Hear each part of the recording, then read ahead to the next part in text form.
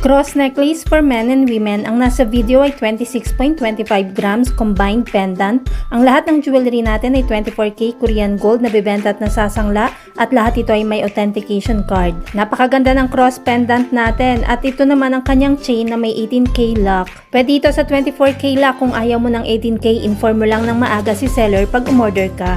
Ang chain natin ay 18.75 grams at ginagawa natin ito sa haba na gusto ni customer. Kung babae ang gagamit nito, pwede na ito sa minimum na 11.25 grams combined pendant na. At sa lalaki naman ay yung ganitong 26.25 grams or pwede rin namang 18.75 grams lang combined pendant na. Heto mismo ang ating cross necklace sa haba na 57 cm. Pwede ito sa mas maikli kung ayaw mo ng ganito kahaba. Or kung may iba ka namang natitipuhang chain, pwede nating palitan ng chain.